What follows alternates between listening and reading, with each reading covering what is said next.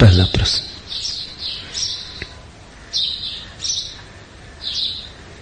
भगवान, आप मुझे देख देख कर शराब की बातें क्यों करते हैं? सीधे सीधे क्यों नहीं कह देते? मैं सिद्ध हूं आपको कुछ कहना है? तरु ने पूछा है।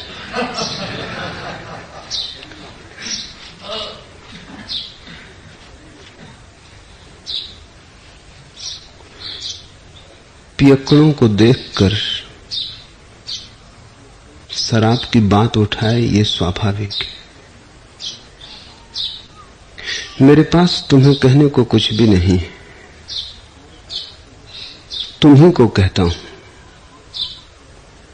एक दर्पण हूं, उससे ज्यादा नहीं। तुम्हारी तस्वीर तुम्ही को लौटा देता हूं। तो प्रश्न तो मजाक में ही पूछा है तरु ने, लेकिन मजाक का भी बड़ा सत्य होता है। जरूर बात उसकी पकड़ में आई, उसको देख के मुझे शराब की बात याद आती होगी।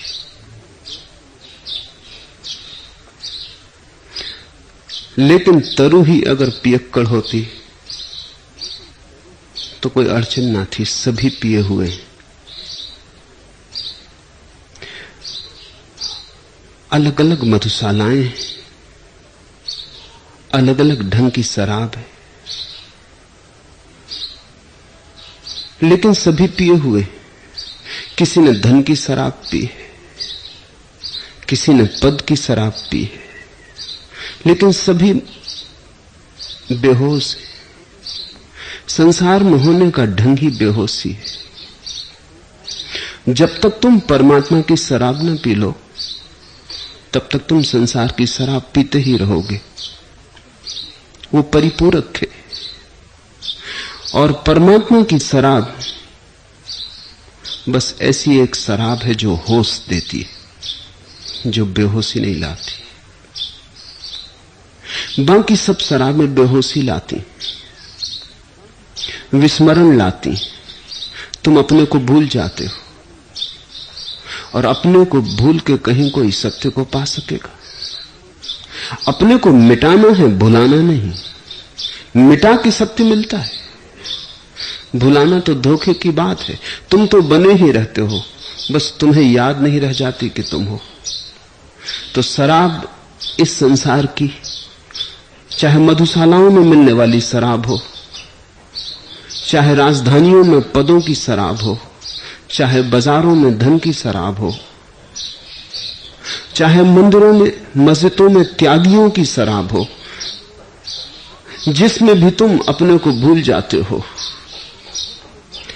मिटते नहीं, याद रखना, भूल जाते हो, बने तो रहते हो। नशा कितनी देर टिकेगा? थोड़ी देर बाद फिर होश उभर आएगा, फिर तुम वापस लौट आओगे। परमात्मा की भर शराब ऐसी है कि पी के कोई फिर होश में नहीं आता। होश में नहीं आता, इसका अर्थ बचता ही नहीं जो वापस लौट आए। बाकी शराबें क्षणभंगुर, परमात्मा की शराब शाश्वत। एस धम्मो सनातन। जिसने उसे पी लिया फिर वो बचता ही नहीं, मिट ही जाता है। जो मिटाए ऐसी शराब खोजो, तब तुम चकित होगे, तब तुम एक विरोधाभास के करीब आ जाओगे। वो विरोधाभास ये है, होश मिटा सकता है, बेहोशी मिटाती नहीं, बचाती है।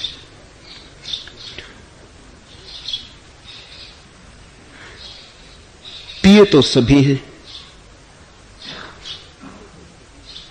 गलत शराब पिए। ठीक शराब ढालनी है तुम्हारी प्यालियों में। गलत पी पी के तो तुम गलत हो गए हो, क्योंकि जो तुम पीते हो वही हो जाते हो, वही तुम्हारे रगों में और नसों में घूमने लगता है। लेकिन अब तक धर्मों ने भी ठीक पी लेने की बात तो कम कही, गलत की निंदा बहुत की। मेरे मन में शराब की कोई निंदा नहीं है। निंदा से मेरा कोई संबंध नहीं है। शराब की निंदा क्या करनी, क्योंकि कुछ लोग फिर निंदा की ही शराब पीते, फिर वो निंदा ही करने में भूले रहते। फिर उनका कुल नशा इतना ही रह जाता है कि दूसरों को नरक भेजते रहें और दूसरों को पाप के दंड देते रहें। तब उनकी दुष्टता और उनकी मूर्खता नए रास्ते खोज लेती है। मेरे मन में कोई निंदा नहीं है। निंदा करने वालों ने ही तो शराब में इतना रस भर दिया। इतना रस शराब में है नहीं, लेकिन निषेध से रस जन्मता है। आपकी जिद ने मुझे और पिलाई हजरत, शेख जी इतनी नसीहत भी बुरी होती। अगर बहुत ज्यादा लोगों से कहते रहो मत करो मत करो, करने का आकर्षण पैदा होता है। अगर लोगों से कहो यहां झांकना मना है, तो लोग वहीं झांकने लगते।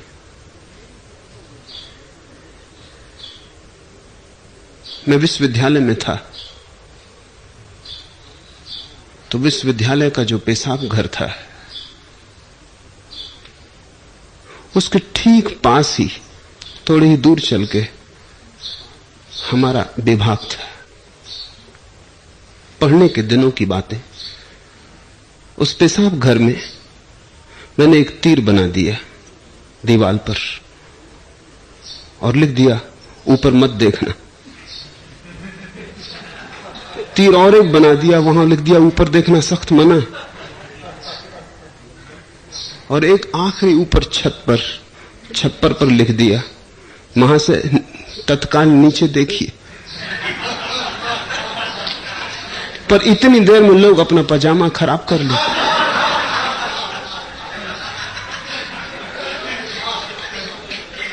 अपने डिपार्टमेंट के बाहर बैठकर हम देखते रहते कि किन किन ने पढ़ा है। करीब करीब सभी पढ़ के लौटते। आपकी जिद ने मुझे और पिलाई हजरत, शेख जी इतनी नसीहत भी बुरी होती है। तो मैं तुमसे कहता नहीं कि मत पीना, मैं तुमसे कहता हूं जब पीने ही चले तो ठीक ही शराब पीना। जब पीने की ही बात ठान ली और जब परमात्मा ही मिलता हो पीने को, तो फिर संसार क्यों पीना, फिर कूड़ा करकट क्यों पीना। जब ऐसी बेखुदी मिलती हो जो सदा के लिए मिल जाए, जब बोझ सदा के लिए उतर जाने की संभावना हो, तो क्षणभंगुर की विस्मृति को क्यों अपने हृदय में जगह देनी। मैं तुम्हें बड़ी शराब देता हूं, छोटी शराब छीनने का मेरा आग्रह नहीं, कंकड़ पत्थरों से उनके त्याग करवाने की मेरी कोई शिक्षा नहीं। मैं तुम्हें हीरे देता हूं, हीरे मिल जाएं, कंकड़ पत्थर अपने से छूट जाते हैं। मैं तुम्हारे मंदिर को परमात्मा की मधुशाला बनाना चाहता हूं, वहां ऐसी मस्ती हो कि मधुशालाएं झेप जाएं, तो ही धर्म पृथ्वी पर जीतेगा। नहीं तो धार्मिक तो लगता है रूखा सूखा, शराबी ही ज्यादा मस्त मालूम होते। धार्मिक तो लगता है कांटे जैसा, शराबी में ही कभी कभी फूल की झलक मिल जाती। जरूर कहीं कोई भूल हो गई, मंदिर ने भी कोई गलत राह चुन ली, निषेध की, इंकार की, त्याग की। मैं तुमसे कहता हूं धर्म महाभोग है। तुम्हें अगर शराब पीने की जरूरत पड़ रही है तो उसका केवल इतना ही अर्थ है कि तुम महाभोग से वंचित हो। विराट तुम पे उतर सकता था, लेकिन तुमने ठीक दिशा न खोजी। विराट तुम्हारा आंगन बन सकता था, लेकिन तुम अपनी अंधेरे की खोर में छिपे बैठे हो। इसलिए जरूरत पड़ती है। शराब चोरी से परमात्मा की झलक लेने की कोशिश है, चोरी से, पीछे के दरवाजे से। चोर कभी कभी तुम्हारे घर में घुस आता है तो तुमने ख्याल किया, एक झलक तो उसे भी मिल ही जाती होगी तुम्हारे घर की, तुम्हारे बैठक खाने की। लेकिन चोर की झलक भी कोई झलक है, भागा भागा है, चोर की तरह आया है। मेहमान भी घर में आता है, अतिथि भी घर में आता है, तुम द्वार पर उसका स्वागत करते हो। शराब चोरी छिपे परमात्मा की झलक लेने की कोशिश है। और जिस मंदिर में स्वागत हो सकता हो, जहां तुम अतिथि हो सकते हो, सम्मानीय सम्मानित, वहां चोर होकर क्यों जाना? तो शराबी क्षण भर को भूलता है। जिन शराबियों की मैं बात कर रहा हूं वो सदा के लिए भूल जाते। मैं तुमसे कुछ छुड़ाना नहीं चाहता, त्याग पर मेरा जोर नहीं, मैं तुम्हें ठीक ठीक भोग सिखाना चाहता हूं। विराट तुम में उतर आए, तुम्हारे हाथ में मैं बोतल देना चाहता हूं परमात्मा की।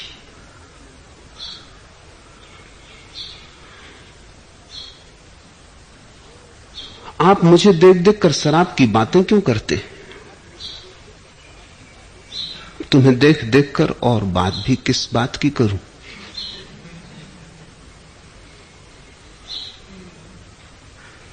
मैं सिद्ध हूं, आपको कुछ कहना है? अब शराबियों से विरोध करना ठीक नहीं, मान ही लेना उचित है।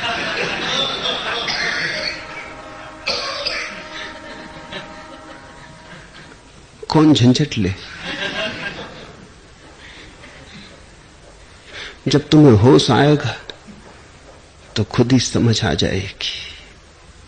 होश लाने की कोशिश करता रहूंगा, तुम क्या कहते हो उसकी मैं चिंता नहीं करती।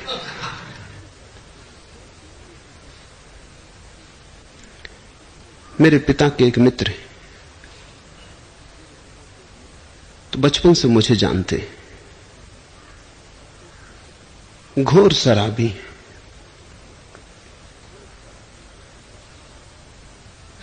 कभी कभी मुझसे मिलने आ जाते थे।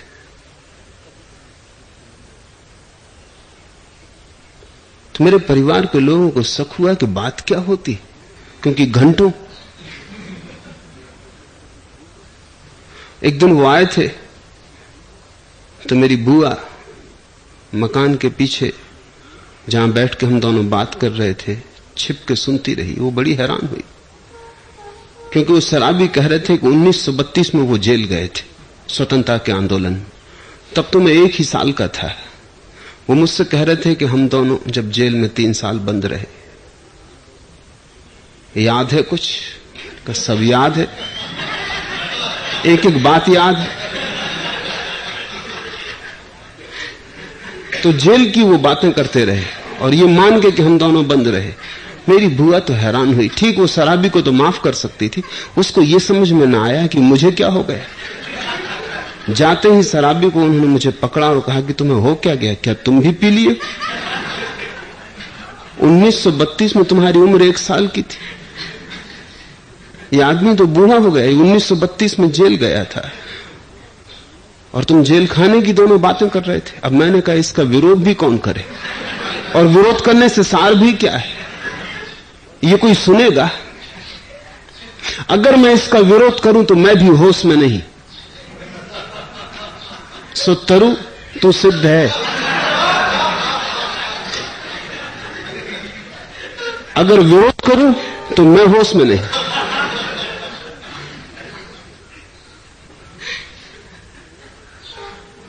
लेकिन एक और शराब है, जिस शराब को तुमने अभी शराब समझा, वो असली नहीं, उधार है, नगद नहीं, धोखा है, आत्मवंचना है। नगद परमात्मा की शराब पियो।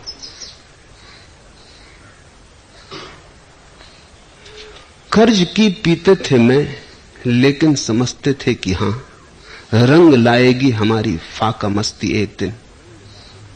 कर्ज की पीते थे मैं, लेकिन समझते थे कि हां, रंग लाएगी हमारी फाका मस्ती एक दिन। जब पीना ही हो तो कर्ज की मत पीना, उधार की मत पीना। और सभी शराबें जो तुम्हारे बाहर से आती हैं उधार है। एक ऐसी शराब भी है जो तुम्हारे अंतरतम में निचुड़ती है, वही केवल नगद है और उधार नहीं।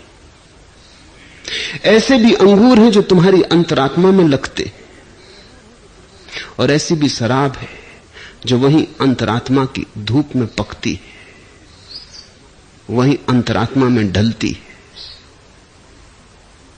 तुम ही शराब हो वहां, और तुम ही पीने वाले भी वहां। तुम ही मधुशाला हो, तुम ही मधुपात्र, तुम ही मदिरा। तब तो तुमने नगद पी। जिसने बाहर से पी उसने उधार पी। और कर्ज की पी के ये मत सोचना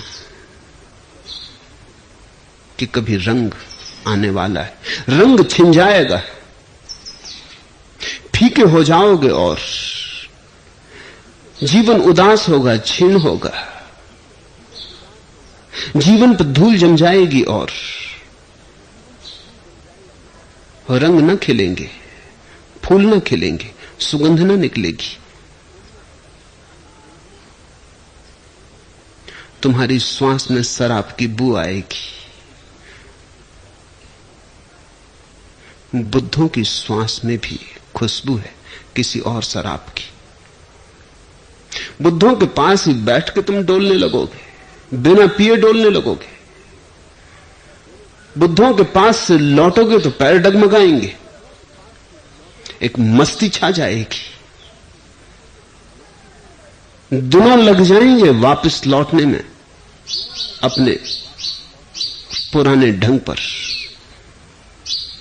सत्संग को पियो। सत्संग बाहर से आने वाली शराब नहीं। बुद्ध पुरुष तुम्हें कुछ देते नहीं, जो तुम्हारे भीतर सोया है उसे जगाते। बुद्ध पुरुष तुम्हें न तो धन देते, न तुम्हें पद देते, न तुम्हें विस्मृति देते। बुद्ध पुरुष तुम्हारे भीतर जो छिपा है उसे जगाते। वही तुम्हारा धन बन जाता है, वही तुम्हारा पद, और वही तुम्हें एक ऐसी मस्ती से भर जाता है जो फिर कभी छिनती नहीं। अभी तो जिसे तुमने अपना जीवन समझा है वो जीवन की छाया भी नहीं, वो तो दूर की ध्वनि भी नहीं जीवन की। अभी तो तुमने जिससे जीवन समझा है वो बड़ी रुग्ण धारणा है। इस जीवन की पीड़ा के बोझ से तुम अपने को बुलाने में लग जाते हो। कोई सिनेमा में जाकर बैठ जाता है तो घड़ी भर को अपने को भूल जाता है तस्वीरों में। देखो धोखे कैसे सरल हैं, पर्दे पे कुछ भी नहीं। जानते हो तुम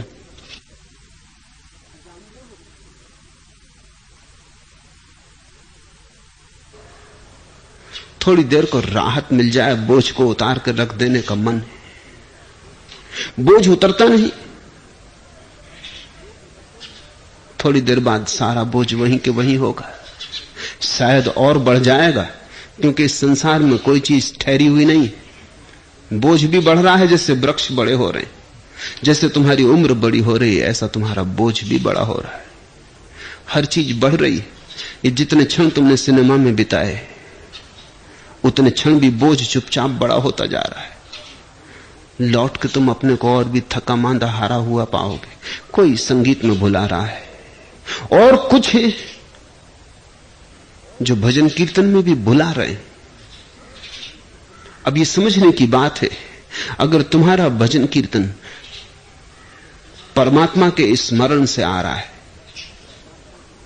नाम स्मरण से आ रहा है, तब तो ठीक। अगर तुम्हारे भजन कीर्तन का भी उपयोग वही तुम कर रहे हो जो सिनेमा और संगीत और वैश्या का किया है, तो तुम्हारा भजन कीर्तन नाम मात्र को भजन कीर्तन है, असली नहीं। तुम वहां भी शराब ही खोज रहे हो। धार्मिक ढंग की खोज रहे हो।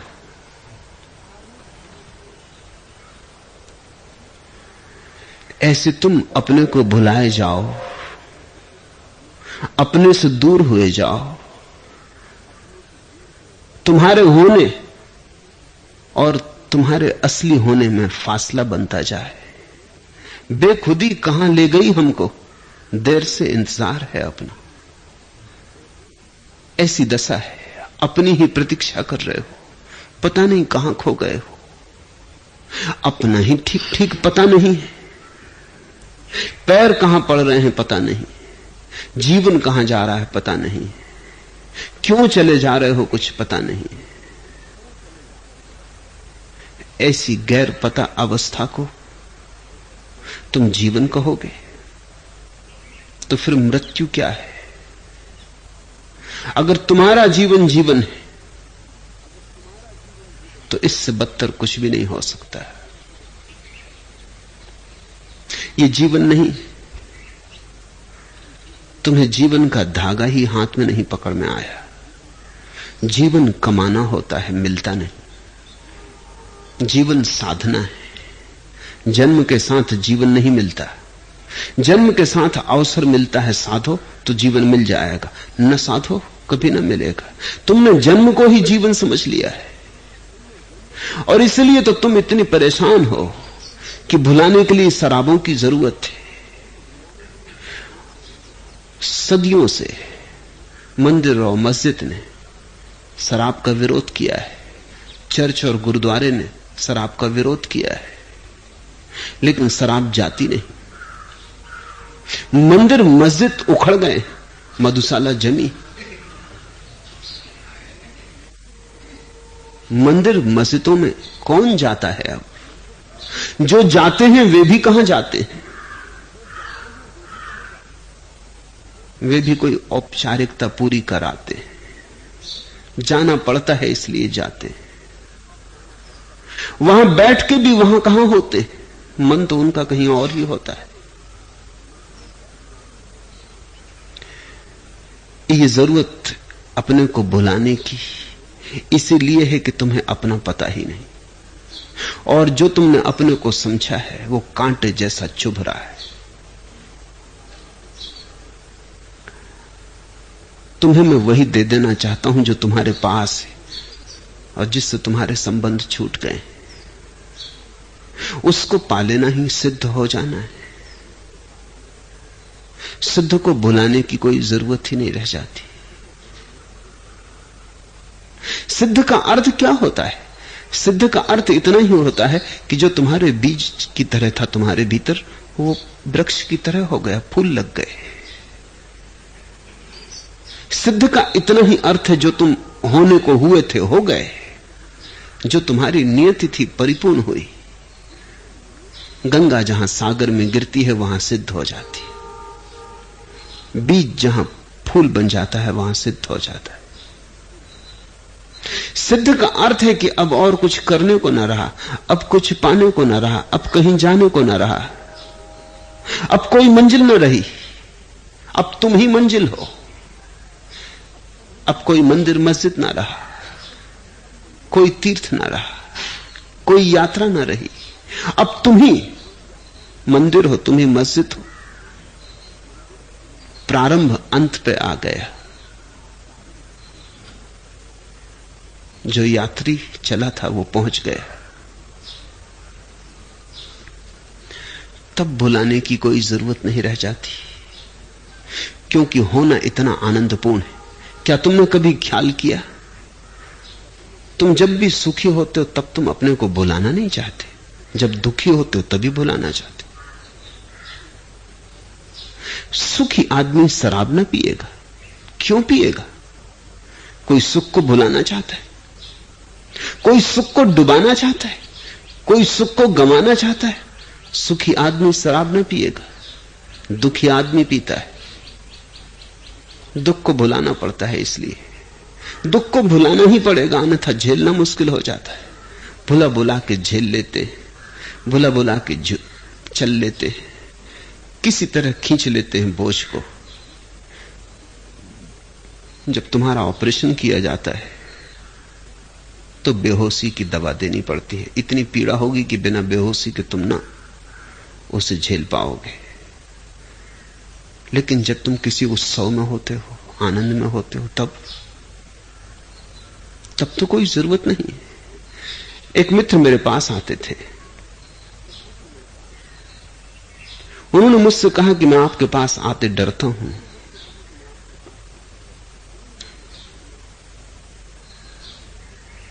मन तो बहुत होता है आने का, ध्यान भी करना चाहता हूं, लेकिन एक अड़चन मन में बनी रहती है, और वो ये कि आज नहीं कल आपको पता चल जाएगा कि मैं शराब पीता हूं, और तब आप जरूर कहोगे कि शराब पीना छोड़ो। ये मुझसे न हो सकेगा, ये मैं कर चुका बहुत बार, हार चुका बहुत बार। अब तो मैंने आशा ही छोड़ दी, अब तो ये जीवन भर की संगी साथनी है, ये मुझसे न हो सकेगा, और आज नहीं कल आपको पता चल जाएगा, और फिर आप कहोगे कि ध्यान करना है तो पहले इसे छोड़ दो। मैंने कहा कि तब तुम मुझे समझे ही नहीं। मैं तो तुमसे इतना ही कहता हूं कि तुमने चूंकि ध्यान नहीं किया इसीलिए पी रहे हो। ध्यान महाशक्तिशाली है। अगर ध्यान करने के लिए शराब छोड़नी पड़े तो शराब ज्यादा शक्तिशाली है। नहीं, मैं तो तुमसे कहता हूं तुम ध्यान करो, जिस दिन ध्यान होगा उस दिन सोच लेंगे। उन्होंने कहा तो ये कोई शर्त नहीं, ये कोई प्राथमिक जरूरत नहीं। आप क्या कहते? सभी शास्त्र यही कहते हैं, पहले आचरण ठीक हो फिर ध्यान। मैंने कहा मेरा शास्त्र यही कहता है ध्यान ठीक हो जाए तो आचरण अपने से ठीक हो जाता है। प्रार्थना जम जाए तो प्रेम अपने से जम जाता है। थोड़ी सी सुगंध अपनी आने लगे तो कौन उसे भुलाना चाहता? मैंने कहा तुम फिक्र ना करो, तुम पिए जाओ। उन्होंने कहा तो बनेगी ये दोस्ती।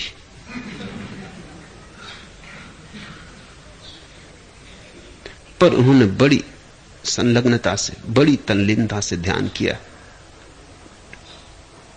वो आदमी साहसी थे,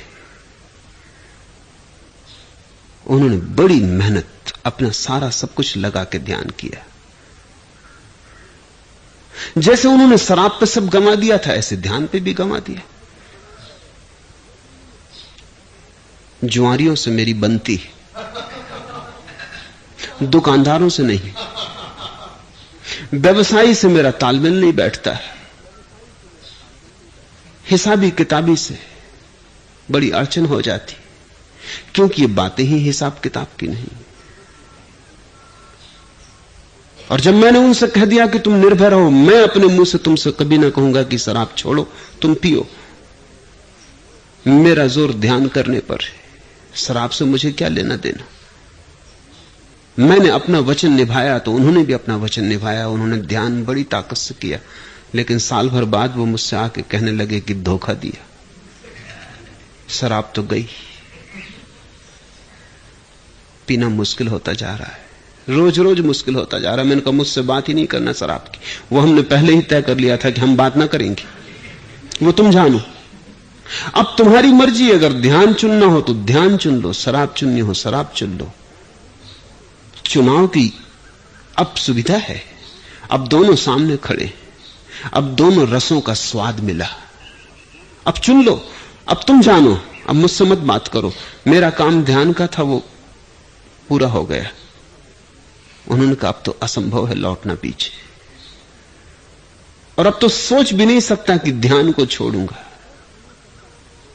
अब तो अगर शराब जाएगी तो जाएगी,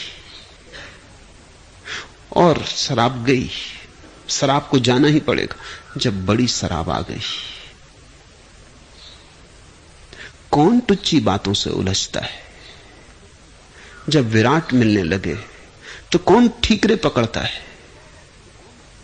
तुम धन को पकड़ते हो क्योंकि तुम्हें असली धन की अभी कोई खबर नहीं। मैं तुमसे धन छोड़ने को नहीं कहता, असली धन खोजने को कहता हूं। तुम पकड़े रहो धन को, इससे कुछ बनता बिगड़ता नहीं, ये इतना बेकार है, इससे कुछ बनता नहीं, बिगड़ेगा कैसे? तुम पीते रहो शराब, इससे कुछ बनता बिगड़ता नहीं। इससे बनता ही नहीं तो बिगड़ेगा कैसे? इस बात को ध्यान रखना कि जिस चीज से कुछ बनता है उससे कुछ बिगड़ता है। हां, गलत ध्यान करोगे तो बिगड़ेगा, ठीक ध्यान करोगे तो बनेगा। सपना अच्छा देखो कि बुरा, क्या फर्क पड़ता है? सपने से कुछ बनता बिगड़ता नहीं। तुम सपने में साधु हो जाओ तो क्या फायदा, और तुम सपने में हत्यारे हो जाओ तो क्या हानि? सुबह जब हाथ मुंह धोके फिर से सोचोगे, हंसोगे, सब बराबर। सपने का साधु और सपने का हत्यारा बराबर। लेकिन जागने में गलत करो तो कुछ बिगड़ता है, जागने में ठीक करो तो कुछ बनता है। जिससे बनता है उससे बिगड़ता भी है, जिससे लाभ होता है उससे हानि भी होती है।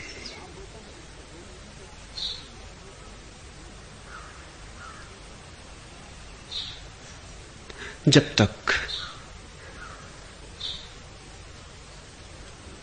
भीतर की नगद तुम्हारी ही अंतरात्मा में ढली शराब तुम्हें उपलब्ध नहीं, तब तक पियो, तब तक भिखारी की तरह मधुशालाओं के द्वारों पर खड़े रहो। लेकिन ध्यान रखना, ऐसे तुम एक विराट अवसर गंवा रहे हो। किसी दिन रोओगे,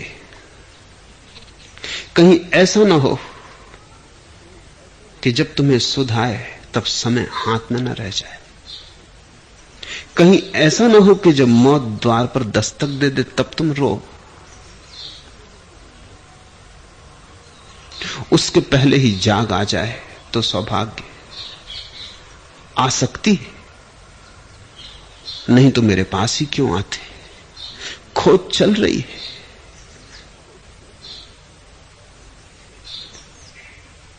डगमगाते हैं पैर, माना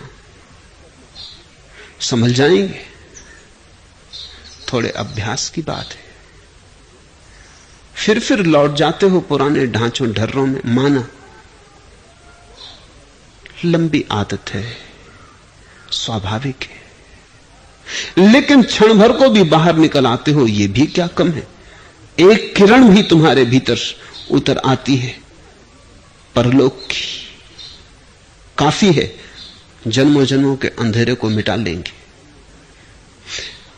अंधेरे की मैं बात नहीं करता, बस एक किरण काफी है, सूरज तक पहुंच जाएंगे।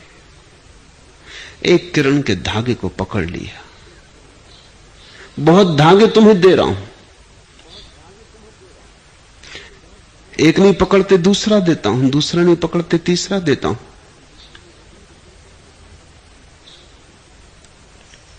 कोई ना कोई तो पकड़ में आ ही जाएगा। पकड़ में तुम्हारे नहीं आता, इससे कुछ मुझे परेशानी नहीं। तुम पकड़ने की चेष्टा करते हो, यही क्या कम। छूट जाता है, इस पे मैं ध्यान ही नहीं देता। तुमने पकड़ने के लिए हाथ बढ़ाया था, यही काफी। कभी न कभी पकड़ में आ ही जाएगा। चेष्टा जारी रहे, साधना जारी रहे, सिद्धत्व भी दूर नहीं है।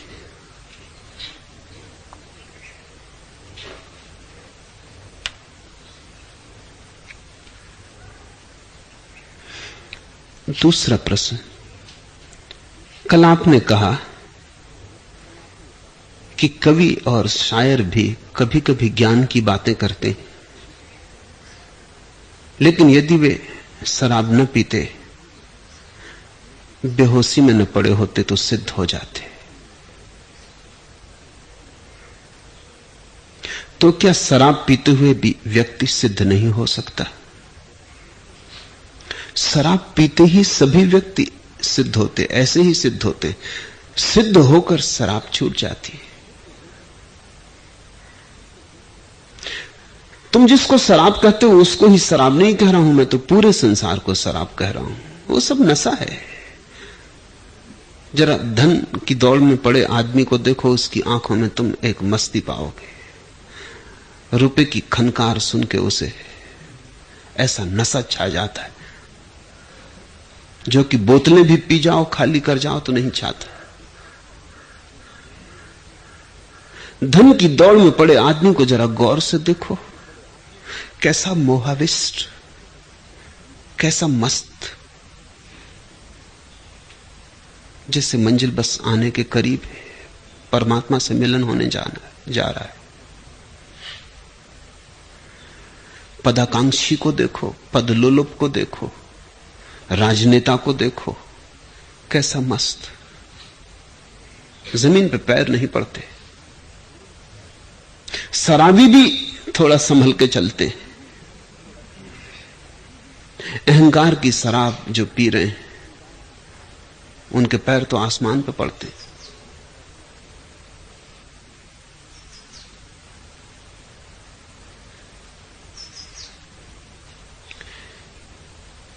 सारा संसार वासना मात्र बेहोशी है। तो अगर कोई कहता हो ये सारी वासना छोड़ोगे तब तुम सिद्ध बनोगे, तो तुम छोड़ोगे कैसे? ये तो बात ऐसे हुई कि तुम चिकित्सक के पास गए और उसने कहा सारी बीमारियां छोड़ोगे तभी मेरी औषधि मैं तुम्हें दूंगा, पर तब औषधि की जरूरत क्या रह जाएगी? नहीं, तुम बीमार हो ये माना, इससे कोई कठिनाई नहीं, तुम स्वस्थ होना चाहते हो, बस इतनी शर्त पूरी हो जाए। तुम स्वस्थ होना चाहते हो, तुम्हारे भीतर कोई बीमारी के पार उठने की चेष्टा में संलग्न हो गया है, तुम्हारे भीतर कोई सीढ़ियां चढ़ने की तैयारी कर रहा है, पार जाना चाहता है इस अस्वास्थ्य से, इस वासना से, तृष्णा से, इस बेहोशी से।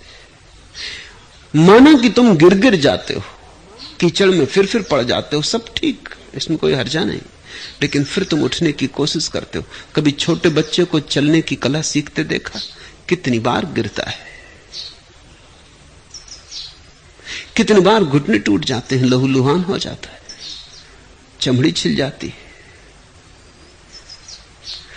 फिर उठ के खड़ा हो जाता है। एक दिन खड़ा हो जाता है, एक दिन चलना सीख जाता है। अगर हम ये शर्त रखें कि जब तुम सब गिरना छोड़ दोगे, डमाडोल होना छोड़ दोगे, तभी कुछ हो पाएगा, तो हम बच्चे की सारी आशा छीन लें। नहीं, गिरने में भी चलने का ही उपक्रम है, गिर गिर के उठने में भी चेष्टा चल रही, साधना चल रही। हम बच्चे को कहेंगे बेफिक्र रहो, गिरने पे ज्यादा ध्यान मत दो, वो भी चलने के मार्ग पर एक पड़ाव है। भटकने पर बहुत ज्यादा परेशान मत हो जाओ, भटकना भी पहुंचने का हिस्सा है। संसार भी परमात्मा के मार्ग पर पड़ता है। गिरो, पड़े ही मत रहो, उठने की चेष्टा जारी रहे, तो एक दिन उठना हो जाएगा। जिसके भीतर उठने की चेष्टा शुरू हो गई, पहला कदम उठ गया, और एक छोटे से कदम से हजारों मील की यात्रा पूरी हो जाती। लाओसू ने कहा, एक कदम तुम उठाओ, दो कदम एक साथ कोई उठाता भी तो नहीं, एक एक कदम उठा उठा के हजारों मील की यात्रा पूरी हो जाती।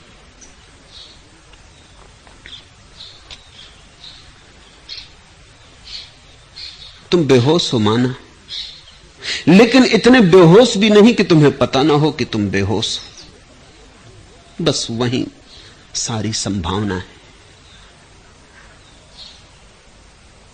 वहीं असली सूत्र छिपा है। फिर से मुझे दोहराने दो, तुम बेहोश हो माना, लेकिन इतने बेहोश भी नहीं कि तुम्हें पता ना हो कि तुम बेहोश हो। बस उसी पता में, उसी छोटे से बीज में सब छिपा है। ठीक भूमि मिलेगी, बीज अंकुरित हो जाएगा। परेशानी तो उनके लिए है जिन्हें यह भी पता नहीं, उन्हीं को बुद्ध ने मूढ़ कहा है। मूढ़ मूर्ख का नाम नहीं, मूढ़ और मूर्खता में फर्क है। मूर्ख तो वो है जिसे पता नहीं, यह कोई बड़ी बीमारी नहीं। मूढ़ वो है जिसे पता भी नहीं और जो मानता है कि उसे पता है। मूढ़ वो है जो कीचड़ में पड़ा है और सोचता है स्वर्ग में है। मूर्ख वो है जो कीचड़ में पड़ा है, जानता है कि कीचड़ में पड़ा हूं।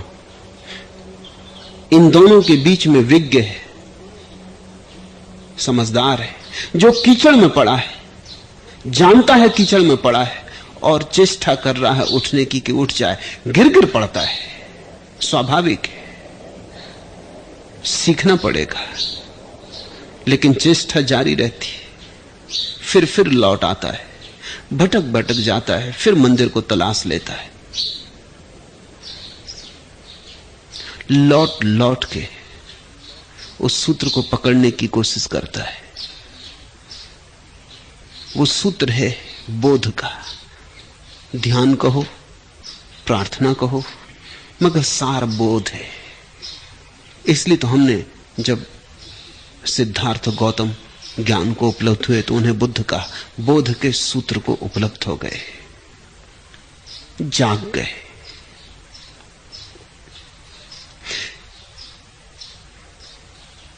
बेहोश भी पहुंच जाएंगे।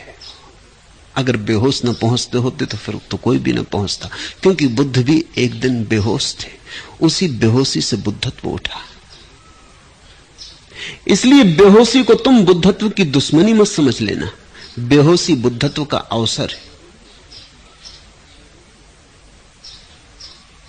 जैसे कीचड़ से कमल उगता है, ऐसी बेहोशी से बुद्धत्व उगता है। यद्यपि कमल दूर चला जाता है कीचड़ से, लेकिन आता कीचड़ से, रस कीचड़ से पाता है, रस को रूपांतरित कर लेता है। तुम भोजन करते हो, भोजन करके तुम्हारे भीतर काम वासना बनती। इसलिए तो साधु सन्यासी उपवास करने लगते, घबरा जाते हैं भोजन से, क्योंकि जितना भोजन लेते हैं उतना वासना उभार लेती।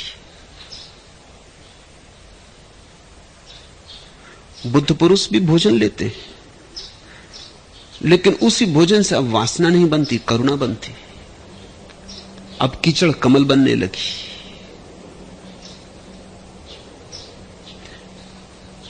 तुम रात सोते हो, साधु सन्यासी डरते हैं रात सोने से, क्योंकि दिन भर तो किसी तरह संभाला, नींद में कैसे संभालेंगे?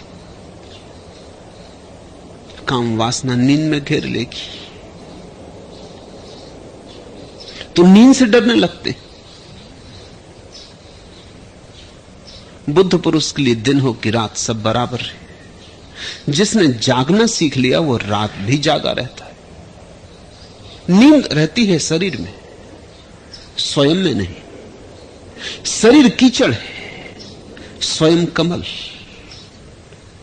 शरीर से बहुत पार उठ जाता है, लेकिन कीचड़ से रसधार जुड़ी रहती है। कीचड़ से रस लेता है, लेकिन रस को रूपांतरित करता है। सभी कुछ बोध बनने लगता है बुद्ध पुरुष में। तुम में सभी कुछ बेहोशी बन जाता है। धन मिले तो तुम बेहोश हो जाते, पद मिले तो बेहोश हो जाते। तुम्हें जो कुछ भी मिलता है वो बेहोशी में रूपांतरित होता है। तुम्हारे भीतर की पूरी व्यवस्था, तुम्हारा यंत्र हर चीज से बेहोशी निकालता है। तुम अगर भाग के त्यागी भी हो जाओ तो तुम्हारे त्याग में भी बेहोशी होगी।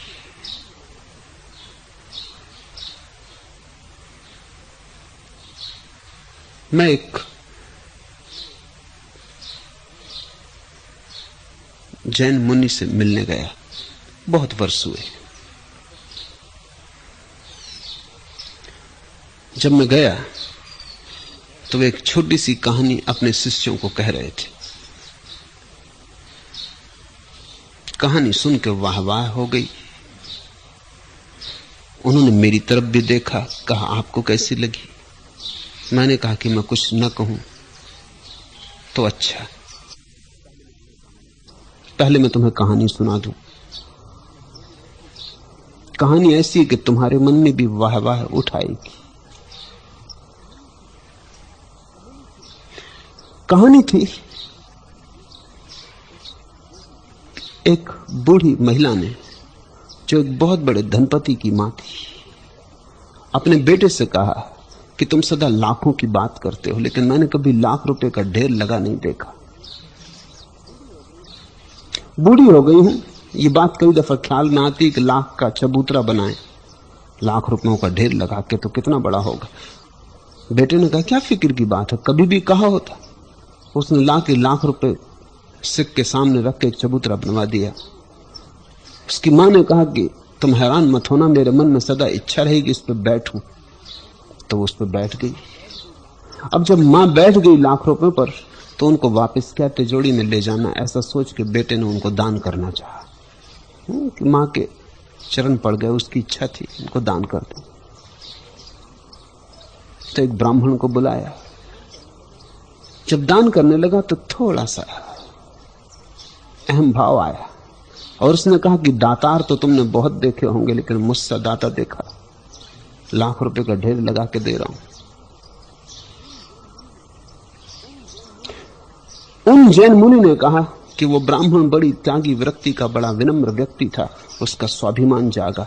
उसने अपने जेब से 1 रुपया निकाल के उस लाख रुपए के ढेर पे फेंक दिया और कहा कि तुमने भी बहुत से ब्राह्मण देखे होंगे, मुझसे ब्राह्मण देखा कि लाख तो छोड़ता ही हूं, 1 रुपया और डाल देता हूं, संभालो अपने रुपए। जैन मुनि ने पूछा आप क्या कहते हैं? मैंने कहा दोनों एक ही तरह के लोग थे, कुछ फर्क नहीं, दोनों अहंकारी थे। आप दूसरे की प्रशंसा कर रहे हैं, आपके मन में बड़ा अहोभाव मालूम पड़ता है कि दूसरे ने गजब कर दिया।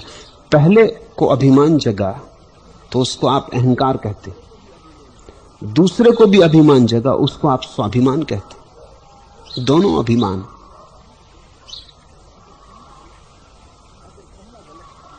अगर पहला गलत था, दूसरा भी सही नहीं है।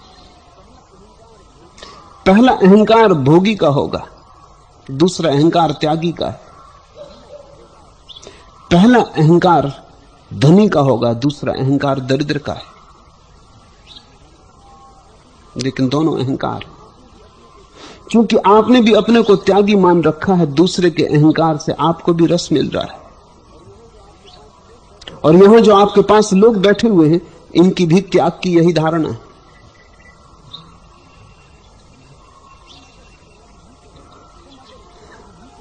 तुम अगर त्याग भी करोगे तो उससे भी अहंकार ही बनेगा। भोग की तो छोड़ो बात, त्याग भी करते हो तो उसका भी जो रस मिलता है उससे भी अहंकार बनता है। असली सवाल त्याग और भोग नहीं, असली सवाल तुम्हारे भीतर की कीमिया, अल्केमी बदलने का है। तुम्हारे भीतर जो यंत्र बैठा हुआ है, जो हर चीज को अहंकार में बदल देता है, वासना में बदल देता है, बेहोशी में बदल देता है, उसको तोड़ना है। ध्यान उसका ही प्रयोग है, वो तुम्हारे भीतर की पूरे यंत्र को बदल देता है।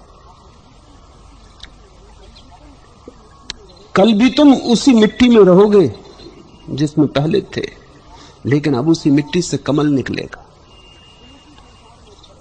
तुम उसी संसार में खड़े रहोगे जहां कल खड़े थे, लेकिन अब तुम संसार में होते हुए भी संसार में न रहोगे।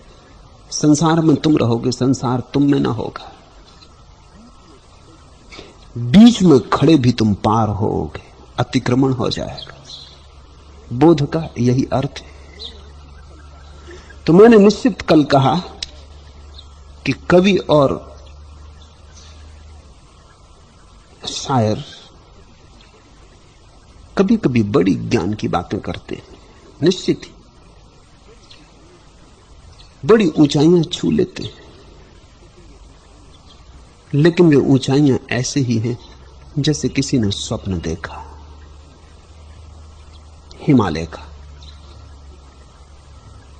उज्जवल सूर्य की किरणों से स्वर्ण मंडित शिखर देखे, लेकिन स्वप्न में देखे। ये एक बात है। और किसी ने साक्षात किया उन शिखरों का, स्वप्न में नहीं। जागते हुए, ये बिल्कुल दूसरी बात है।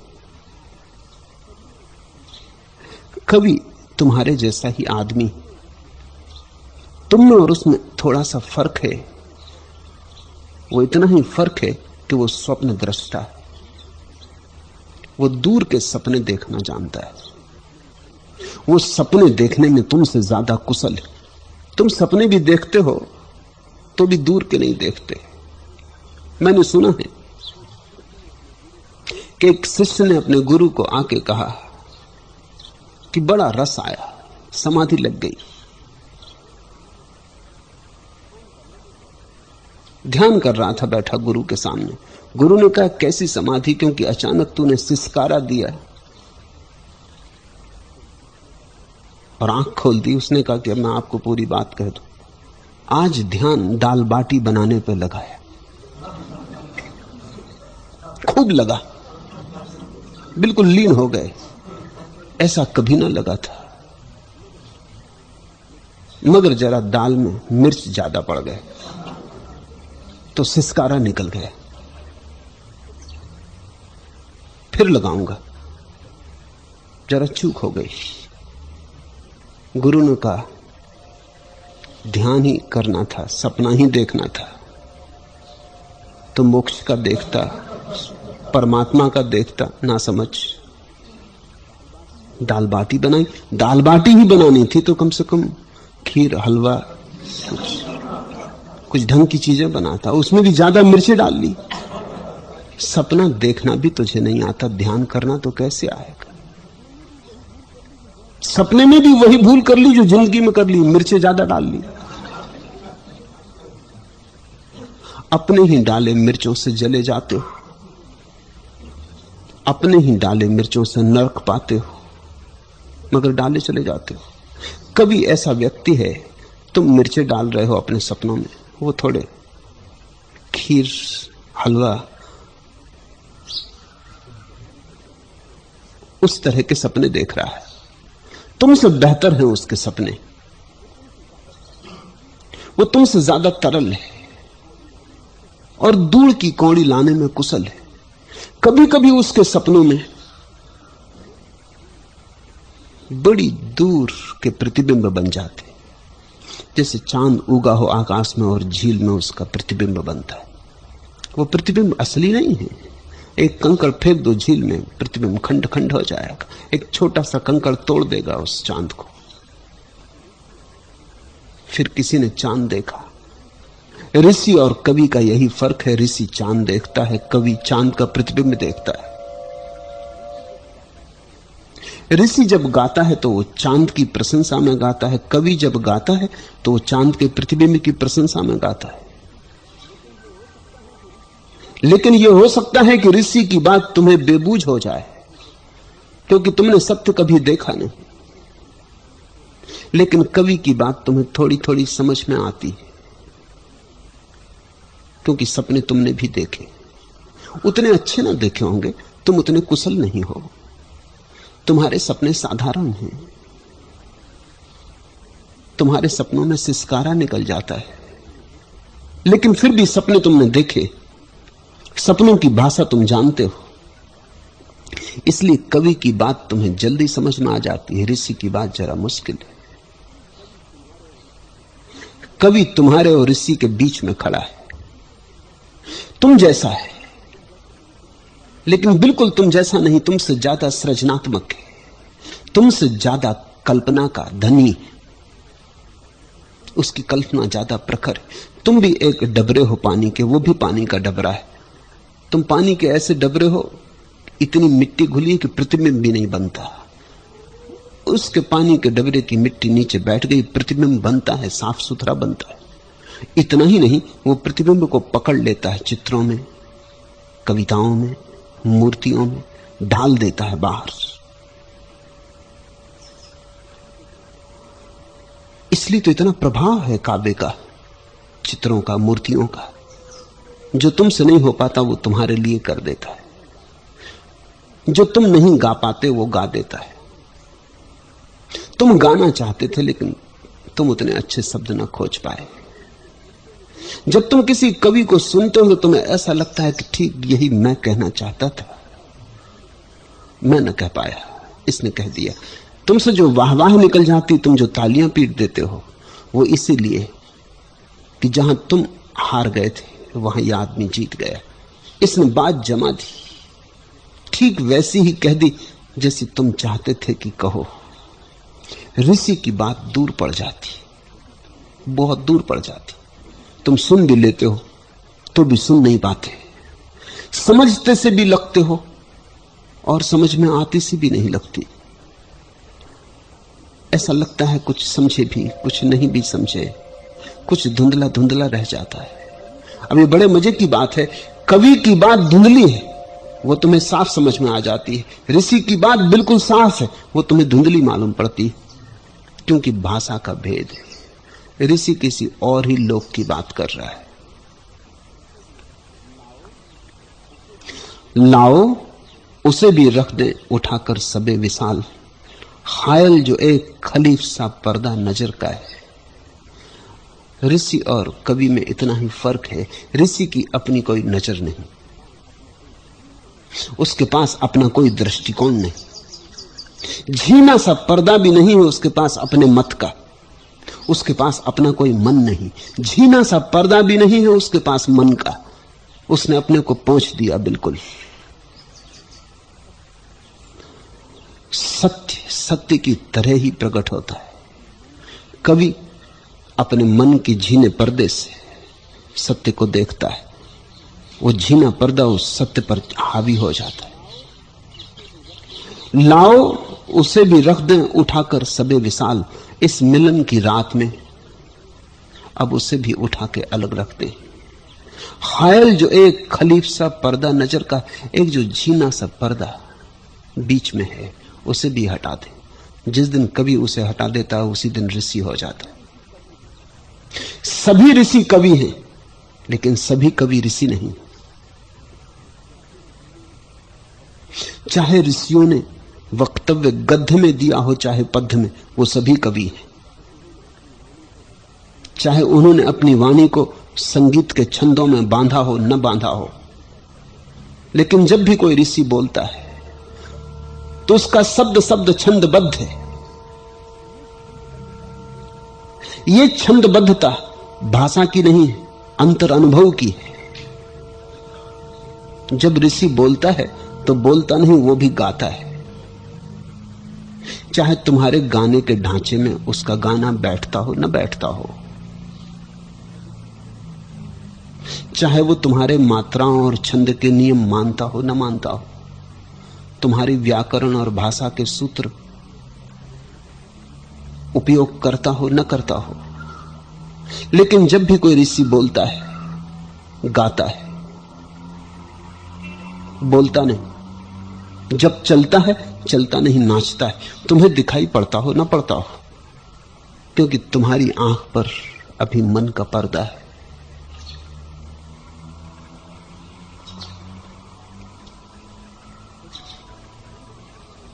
कवि अगर मन को हटा दे, मन को हटाने का अर्थ है विचार को हटा दे।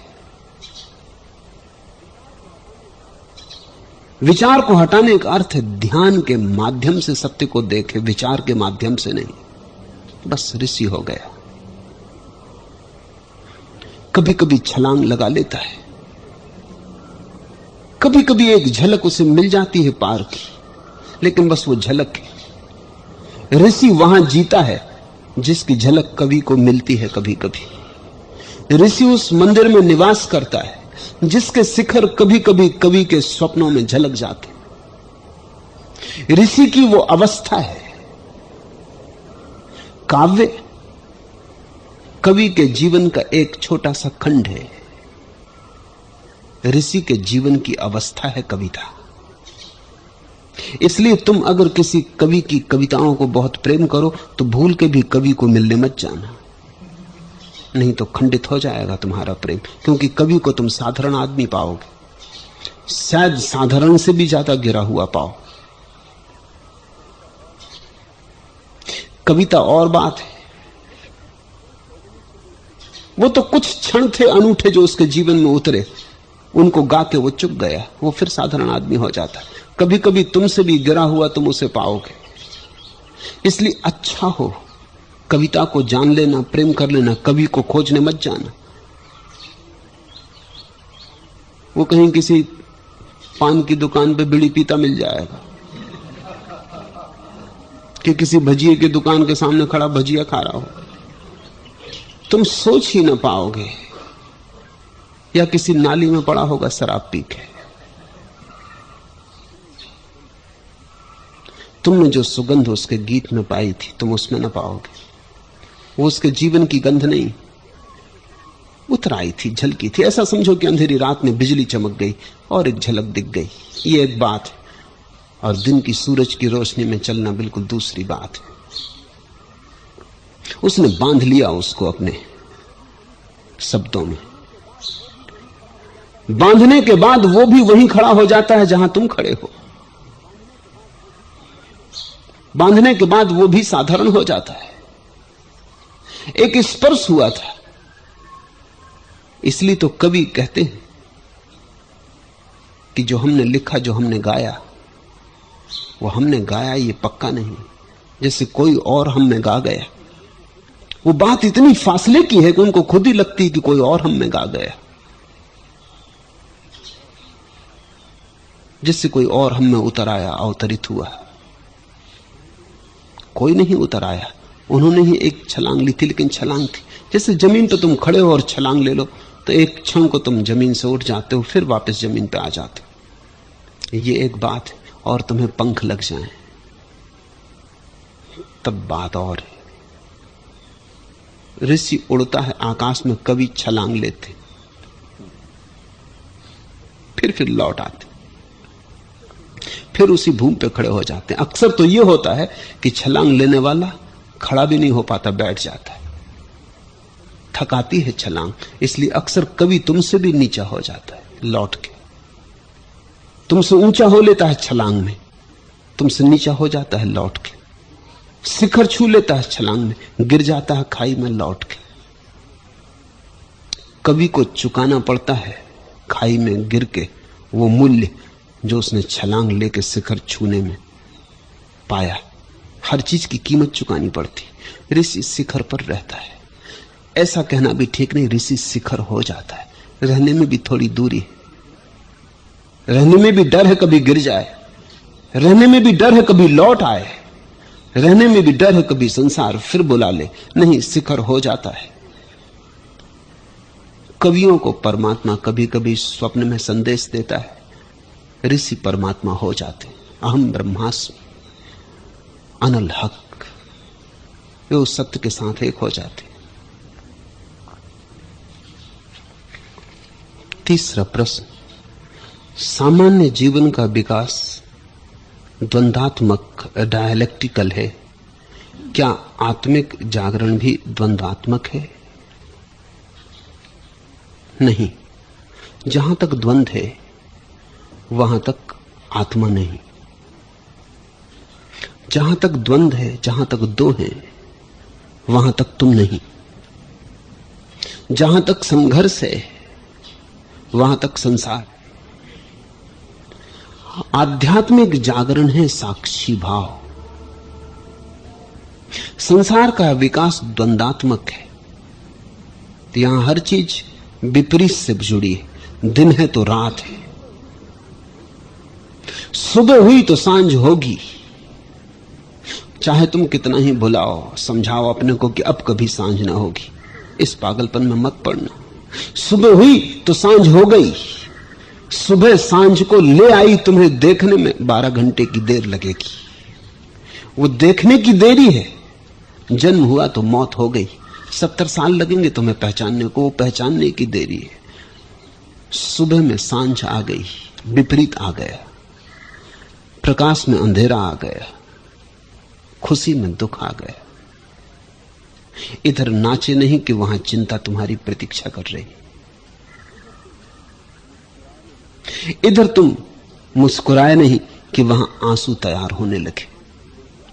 तुम्हारी मुस्कुराहट आंसू ले ही आई।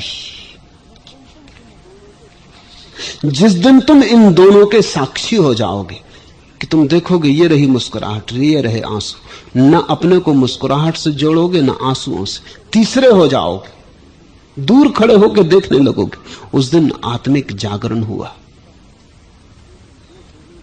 तब दो नहीं रह जाते, आंसुओं में मुस्कुराहट दिखाई पड़ जाती है, मुस्कुराहट में आंसू दिखाई पड़ जाते हैं।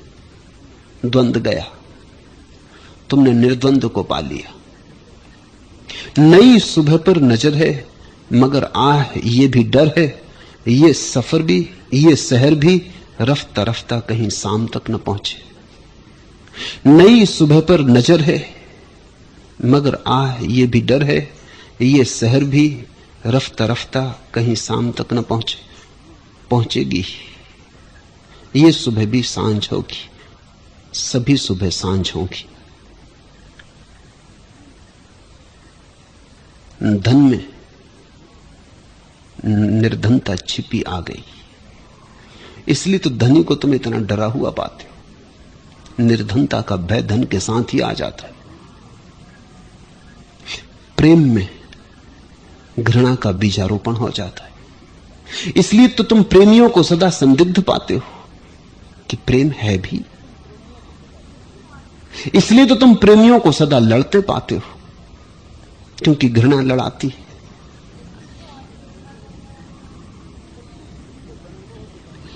शत्रु किसी को बनाना हो तो पहले मित्र बनाना जरूरी है,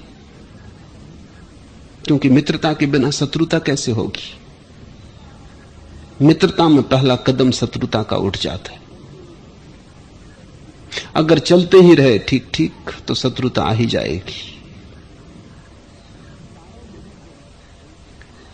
चारा नहीं कोई जलते रहने के सिवा, सांचे में फना के ढलते रहने के सिवा,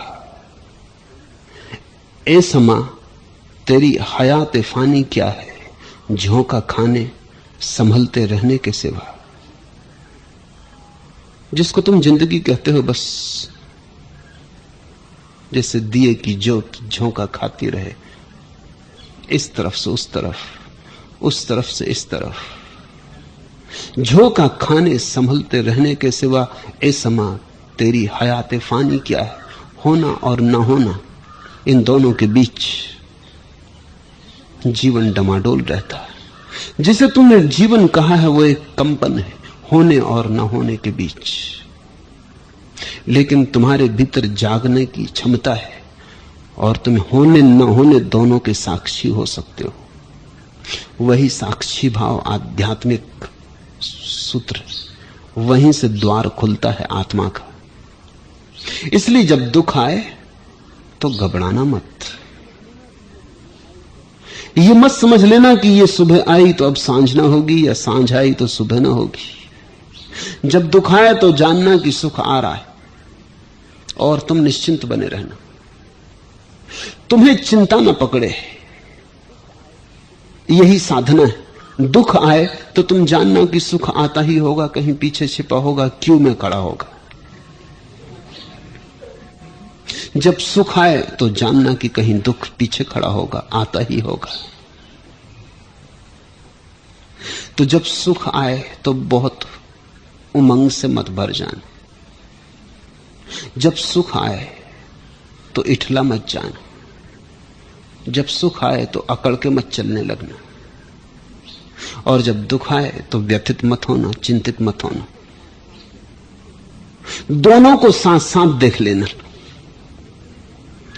जिसे ये कला आ गई उसे सब आ गया, क्योंकि इन दोनों को साथ साथ देख कर तुम पाओगे कि न तो कुछ चिंता योग्य है और न कुछ सौभाग्य, न कुछ दुर्भाग्य, न कुछ वरदान है न कुछ अभिशाप। तुम दोनों से पार होने लगोगे, तुम दोनों में शांत होने लगोगे, तुम दोनों में संभले रहने लगोगे, तुम दोनों के बीच संतुलन को कायम कर लोगे, तुम दोनों के साक्षी हो जाओगे। साक्षी भाव अध्यात्म है।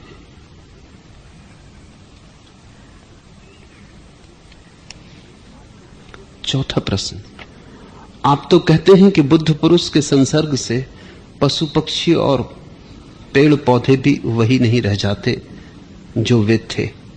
फिर मूढ़ मनुष्य क्या पेड़ पौधों से भी गया बीता है? निश्चित ही। कोई पेड़ पौधा मूढ़ नहीं है। पेड़ पौधे की वो क्षमता नहीं। मूढ़ होने के लिए मनुष्य होना जरूरी है। कोई पेड़ पौधा बुद्ध भी नहीं, वो भी उसकी क्षमता नहीं। तुम किसी पेड़ को पापी नहीं कह सकते, पुण्यात्मा नहीं कह सकते। न कोई पेड़ पुण्यात्मा है न पापी। उसके लिए मनुष्य होना जरूरी है। मनुष्य उठे तो परमात्मा हो सकता है, गिरे तो शैतान हो सकता है। न तो पेड़ पौधे उठ के परमात्मा हो सकते और न गिर के शैतान हो सकते। पेड़ पौधे थिर, यही तो उनकी जड़ता है, स्वतंत्रता नहीं। इस किनारे से उस किनारे जाने की, उस किनारे से इस किनारे आने की स्वतंत्रता नहीं है, बंधे। गौर से देखो, चट्टान पड़ी है, पौड़ पौधे से भी ज्यादा परतंत्र है। एक फूल भी तो नहीं खिला सकती, एक पत्ता भी तो नहीं निकलता, जैसी है बस पड़ी। फिर वृक्ष, थोड़ी स्वतंत्रता आई, फूल खिलते हैं, फल लगते हैं, जीवन की कुछ धार है, आकाश की तरफ उठने की अभिलाषा है। सूरज की खोज शुरू हो गई। वही सूरज की खोज तो तुम में आके परमात्मा की खोज बन जाएगी, रोशनी की खोज। इसलिए अफ्रीका के जंगलों में वृक्ष सैकड़ों फीट ऊपर उठ जाते, क्योंकि घने जंगल है। सूरज को अगर पाना है तो बहुत लंबा उठना पड़ेगा। जितना घना जंगल होगा वृक्ष उतने लंबे जाएंगे। उन्हीं वृक्षों को तुम खुले मैदान में लगा दो, उतने लंबे ना जाएंगे, ठिकने रह जाएंगे। जरूरत ही ना रही, प्रतिस्पर्धा ना रही, संघर्ष ना रहा। सूरज ऐसे ही सस्ते मिल गया, दाम ना चुकाने पड़े। कौन जाए फिर इतना ऊंचा? तो पेड़ पौधे के पास एक स्वतंत्रता है। घने जंगल में हो तो ऊंचा जाता है, घने जंगल में ना हो ठिकना रह जाता है, खोज करता है। लेकिन जड़ जमीन से बंधी, हट नहीं पाता।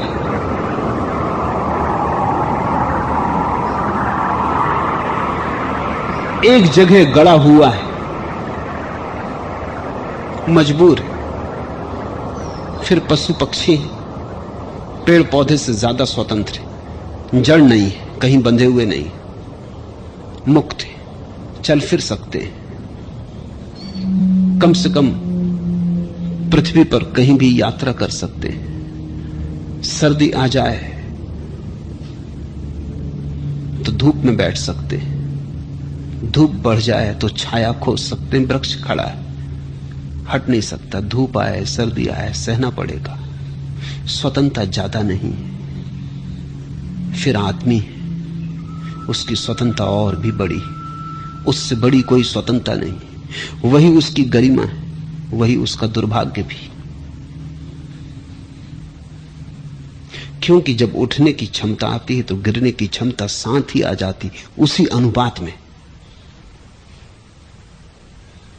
बुद्ध हो सकते हो, चंगेज खान भी हो सकते हो, दोनों संभावनाएं एक साथ खुल जाती। स्वाभाविक है, जो चढ़ेगा वही गिर सकता है, जो चढ़ नहीं सकता वो गिर भी नहीं सकता।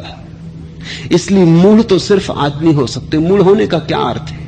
मूढ़ होने का अर्थ है कि तुमने जिद कर ली कि हम गिरने के लिए ही अपनी स्वतंत्रता का उपयोग करेंगे, चढ़ने के लिए नहीं। मूढ़ होने का इतना ही अर्थ है कि हमारी जिद है कि हम गिरने में ही अपनी स्वतंत्रता का उपयोग करेंगे। ख्याल करो, कुछ लोग हैं जो अपनी क्षमता का उपयोग कुछ बनाने के लिए करते हैं, कुछ लोग हैं जो अपनी क्षमता का उपयोग कुछ तोड़ने के लिए करते हैं। कोई है जो मूर्ति बनाता है और कोई है जो जाके मूर्ति तोड़ आता है। जीसस की एक बहुत अद्भुत मूर्ति 2 वर्ष पहले रोम में तोड़ी गई। माइकलएंजेलो की मूर्ति थी बनाई हुई। जीसस सूली से उतारे गए और मरियम की गोद में उनका सिर है, मां की गोद में सिर है। कहते इससे ज्यादा सुंदर मूर्ति पृथ्वी पर दूसरी नहीं थी। वर्षों अथक श्रम करके माइकलएंजेलो ने बनाई थी। इसकी मूल्य, इसका कीमत कूती नहीं जा सकती। इतनी जीवंत कोई मूर्ति न थी। संगमरमर पर इससे ज्यादा गहरा कभी कोई प्रयोग न हुआ था। और एक आदमी ने जाकर उसको हथौड़े से तोड़ दी। पकड़ा गया, पूछा गया तो उसने कहा कि ये मुझे सदा से खलती थी। मैं भी चाहता हूं कि मेरा नाम भी इतिहास में अमर हो जाए। माइकलएंजेलो ने बनाई, मैंने तोड़ी।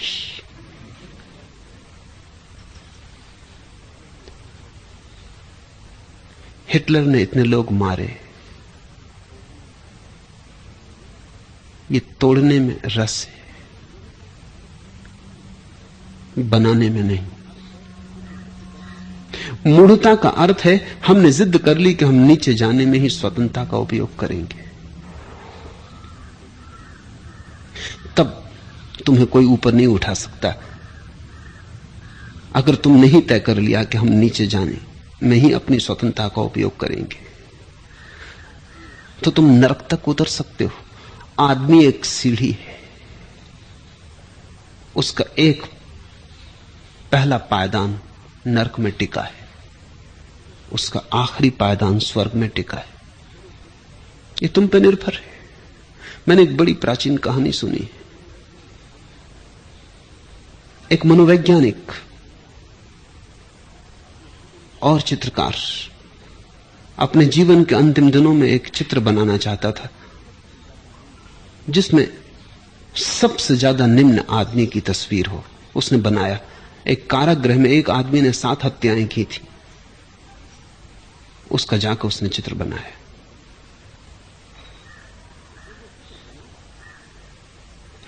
जब वो चित्र बना रहा था तब वो कुछ हैरान हुआ। ये चेहरा कुछ पहचाना लगता था। जब वो चित्र बनाता रहा तो ये उसको और भी ज्यादा साफ होने लगा। जैसे जैसे नक्श उसने उभारे वैसे वैसे उसे ये चेहरा परिचित लगने लगा। अंततः एक दिन उससे न रहा गया। उसने पूछा कि क्या मैंने तुम्हें कभी देखा है? वो आदमी एकदम रोने लगा। उसकी आंख से आंसू झरझर गिरने लगे। उसने कहा तुम रोते क्या हो? मैंने तुम्हारा कोई घाव छू दिया? उस आदमी ने कहा कि मैं डर रहा था कि आज नहीं कल शायद तुम पूछोगे। 20 वर्ष पहले तुमने मेरा चित्र बनाया था। तब उस चित्रकार को याद आई कि 20 वर्ष पहले उसने एक चित्र बनाया था। तब इस तलाश में था वो कि दुनिया में जो श्रेष्ठतम और सरलतम और भोला भाला चेहरा हो, उसका चित्र बनाना। और इसी आदमी का चित्र 20 साल पहले बनाया था। और 20 साल बाद वो दुनिया के सबसे बुरे आदमी का चित्र बनाने निकला। संयोग की बात, वही आदमी। वो आदमी रोए ना तो क्या करे। दोनों चित्र सबके भीतर है। तुम्हारे भीतर भी दोनों चित्र हैं। तुम पे निर्भर है क्या तुम उभारोगे। अगर विकृत को, विध्वंस को उभारने की चेष्टा रही तो मूढ़ता है। अगर तुमने अपने भीतर श्रेष्ठ को, सत्य को, सुंदर को उभारना चाहा तो तुम विज्ञ हो। दोनों तुम कर सकते हो। दोनों रास्ते खुले। किसी ने कहीं कोई तुम्हें अवरोध नहीं दिया है। तुम्हारी स्वतंत्रता परम। ध्यान रखना, अगर विध्वंस को चुना, मूढ़ता को चुना तो पछताते हुए मरोगे। सारा जीवन जब व्यर्थ जाता है तो पछतावा स्वाभाविक है। अधिक लोग मरते समय मौत के कारण नहीं रोते। मेरा तो जानना यही है कि मौत के कारण कोई भी नहीं रोता। रोते हैं इसलिए कि जीवन व्यर्थ गया और मौत आ गई। जिनके जीवन में सार्थकता आई वो हंसते हुए विदा होते। उनके लिए मौत एक पूर्णाहुति, उनके लिए मौत जीवन का चरम शिखर है। वो जीवन के छंद की आखिरी ऊंचाई है, वो जीवन के गीत की आखिरी कड़ी है।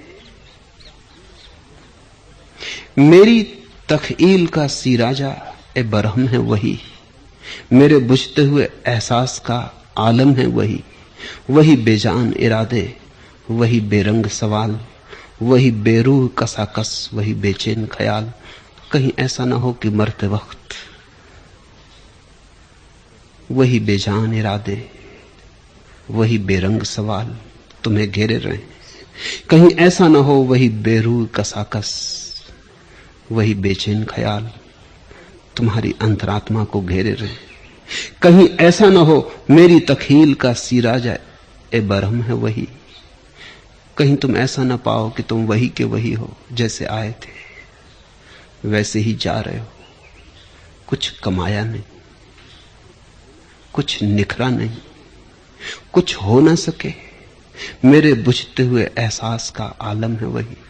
कहीं बुझते क्षणों में जब दिए की आखिरी लौ बुझने लगे तो ऐसा ना लगे कि मैं वही का वही रह गया। जीवन में कोई गति ना हुई, कोई विकास ना हुआ, जीवन उठा नहीं, पंख ना लगे। अगर मूढ़ हो तो यही तुम्हारे प्राणों की दशा होगी। अगर थोड़ा सा जीवन में समझ का उपयोग किया तो तुम मृत्यु को भी महोत्सव की तरह पाओगे। तुम्हारे ओंठों पर एक छंद होगा तृप्ति का, तुम्हारे प्राणों में एक सुगंध होगी पहुंच जाने की, तुम्हारे चारों तरफ एक हवा होगी, एक आभा मंडल होगा कि तुम स्वीकृत हो गए। अस्तित्व ने तुम्हें मान्यता दे दी। यही सिद्ध होने का अर्थ।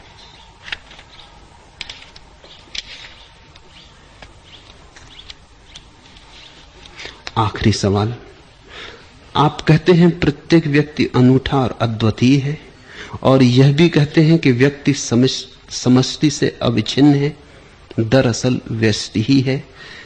क्या इस वक्तव्य पर कुछ प्रकाश डालने की कृपा करेंगे? दो शब्द ठीक से समझ लो, समाज और समष्टि। समाज का अर्थ है आदमियों ने अपनी मूढ़ता, अपने अज्ञान, अपने अहंकार में जो ताना बाना बुना है, आदमियों की जो भीड़, भीड़ का जो मन, सभी आदमियों के अज्ञान का जो जोड़ है, अहंकार का जो जोड़ है, वह समाज है। समष्टि से अर्थ है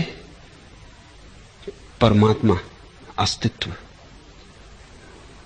उसमें आदमी का ही सवाल नहीं है, वृक्ष भी सम्मिलित हैं, चट्टाने भी, चांद तारे भी, सब कुछ सम्मिलित है।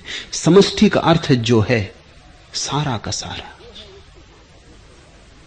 अगर तुम जो है उसके साथ एक हो जाओ तो उसी को बुद्ध धर्म कहते हैं, धम्म कहते हैं। अगर जो है, ये जो सारा अस्तित्व है, इसके साथ तुम्हारा संघर्ष छूट जाए, तुम इसके साथ एक हो जाओ, तल्लीन, डूबे हुए, इसकी मस्ती में मस्त, इसको तुम पी लो, तो तुम परम शांति को, परम आनंद को उपलब्ध हो जाओगे। दूसरी एक भीड़ आदमियों की है, वो एक दूसरा गिरोह है जिसने सारे अस्तित्व की फिक्र छोड़ दी और अपने ही नियम बना लिए। आदमियों की भीड़ ने अपना ही शास्त्र बना लिया है, अपनी ही नीति, रिवाज, परंपरा बना ली है। वो अज्ञानियों का अस्तित्व के ऊपर जबरदस्ती आरोपण है। तो जब मैं कहता हूं व्यक्ति अनूठा है, तो मैं ये कह रहा हूं कि एक व्यक्ति जैसा दूसरा व्यक्ति नहीं है समाज में। प्रत्येक व्यक्ति अनूठा है और प्रत्येक व्यक्ति को अनूठे होने की हिम्मत रखनी चाहिए।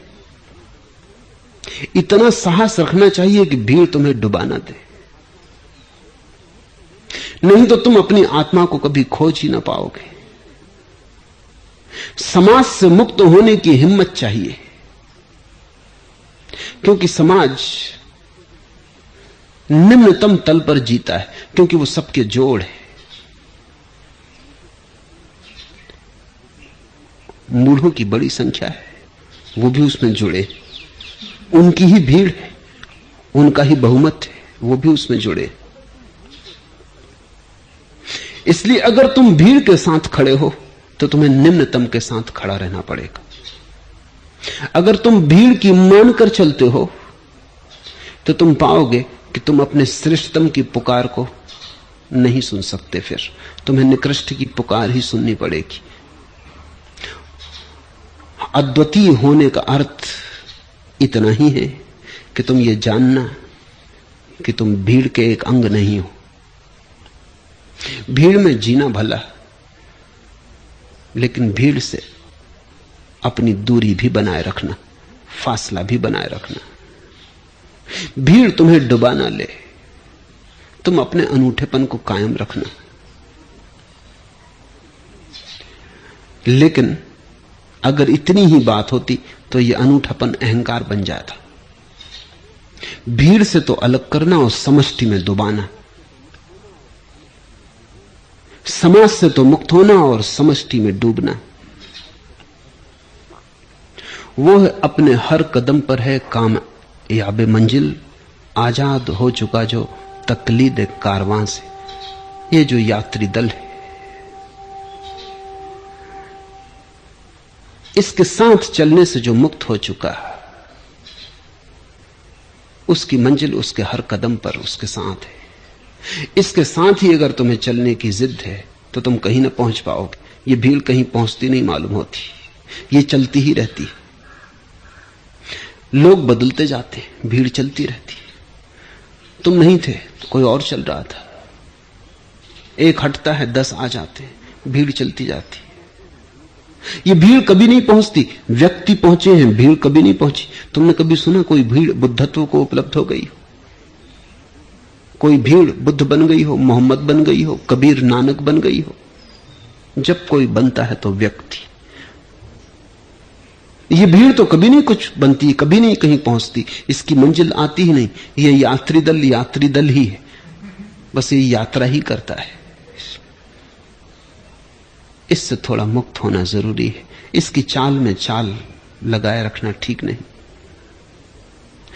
इसका यह अर्थ नहीं है कि तुम इससे व्यर्थ नाहक उलझने लगो, लड़ने झगड़ने लगो, क्योंकि अगर लड़ना झगड़ना शुरू किया तो भी तुम भीड़ में ही उलझे रहोगे। इसलिए मैं तुम्हें कोई झंझट लेने के लिए नहीं कह रहा हूं कि भीड़ पूरब जाती हो तो तुम पश्चिम जाओ, कि भीड़ पैर के बल चलती हो तो तुम शीर्षासन लगाओ, कि भीड़ जो करती हो तुम उससे उल्टा करो, क्योंकि उल्टा करने में भी तुम भीड़ से ही बंधे रहोगे। तुम भीड़ की फिक्र ही छोड़ दो, तुम भीड़ के प्रति धीरे धीरे तटस्थ उदास हो जाओ, उदासीन हो जाओ। भीड़ ठीक है, उसे जो करना हो करने दो, उनकी मौज। अगर उन्होंने यही तय किया है तो वो यही करें। तुम भीड़ से अकारण संघर्ष में भी मत पड़ो, अन्यथा वो भी तुम्हें अटकाएगा, क्योंकि जिनसे लड़ना हो उनके पास रहना पड़ता है। दोस्ती करो तो फंसे, दुश्मनी करो तो फंसे। न दोस्ती करना न दुश्मनी। किसी को पता ही न चले तो तुम भीड़ में खड़े खड़े भीड़ के बाहर हो जाते हो। चुपचाप भीड़ से अपने को अलग कर लेना। तुम समष्टि के साथ अपना संबंध जोड़ो, तुम समग्र के साथ अपना संबंध जोड़ो, विराट के साथ, उसके नियम का पालन करो। तब तुम हैरान होगे कि भीड़ गलत ही सिखाती है, गलत ही करवाती है।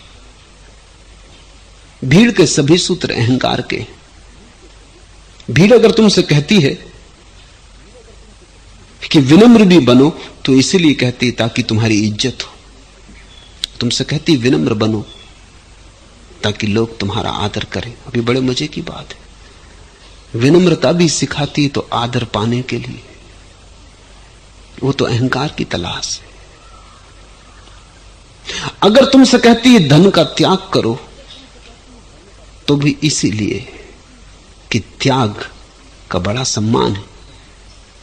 त्याग की बड़ी संपदा है। अगर भीड़ तुम्हें कुछ भी सिखाती है तो गलत कारणों के लिए सिखाती, अगर ठीक भी सिखाती तो भी गलत कारणों के लिए सिखाती। इसलिए भीड़ से धीरे धीरे हटो, विनम्रता सीखो जरूर, लेकिन समाज के जूठे कुएं से मत पीना वो पानी, वहां जहर घोला हुआ है। समष्टि का शुद्ध जल उपलब्ध है, वहां से पीना, वहां सीखना विनम्रता, तब उसमें जहर ना होगा। वहां सीखना त्याग, तब उसमें जहर ना होगा, और तब तुम बड़े हैरान होगे। चीजें बड़ी सरल, उन्हें नाहक कठिन बना दिया है, क्योंकि भीड़ कठिनाई में रस लेती। जब तक कोई चीज कठिन ना हो भीड़ को रस ही नहीं आता, क्योंकि कठिन हो तभी अहंकार को चुनौती मिलती। जीवन सरल है, जीवन बिल्कुल सादा है, जीवन में जरा भी उलझाव नहीं, एकदम सहज है, सरल है, सुगम है। मगर तुम समष्टि की तरफ ध्यान दो, चांद तारों पर नजर रखो, आदमी की तरफ थोड़ी पीठ करो, झरनों और सागरों की आवाज सुनो, आदमी की तरफ कान जरा बहरे करो। आदमी के रचे शास्त्रों में बहुत मत उलझो, जब परमात्मा का शास्त्री चारों तरफ मौजूद है उसे ही पढ़ो। जल्दी ही तुम पाओगे कि तुम उस सूत्र को पकड़ने लगे जिसको बुद्ध सनातन धर्म कहते हैं, एस धम्मो सनातनो। प्रकृति के साथ सत्संग करो, झरनों के पास बैठो, फूलों से थोड़ी दोस्ती करो, आकाश में थोड़ा झांको तो आकाश तुम में भी झांकेगा। फूलों से जरा निकटता बढ़ाओ, तुम्हारे भीतर के फूल भी खिलने लगेंगे। जितने तुम स्वभाव को और समष्टि को खोजने लगोगे उतना स्वभाव और समष्टि तुम्हें खोजने लगेगी। ये सारी सृष्टि परमात्मा का मंदिर है। आदमी के बनाए मंदिरों में बहुत पूजा कर चुके, उन्होंने सिर्फ तुम्हें लड़ाया, झगड़ाया, बांटा, काटा। मंदिर मस्जिद से लड़ता रहा, मस्जिद मंदिर से लड़ती रही, बहुत हुआ। अब तुम ऐसे मंदिर को खोजो जिसका किसी और मंदिर से कोई झगड़ा ना हो। ये विराट उसका ही मंदिर है, ये आकाश उस मंदिर का चंदोबा है, और परमात्मा सब जगह प्रतिष्ठित है। कोई अलग से मूर्ति बनाने की जरूरत नहीं। ये सभी मूर्तियां उसी अमूर्त की हैं, और ये सभी रूप उसी अरूप के हैं, और ये सभी नाम उसी अनाम के हैं। आज इतना।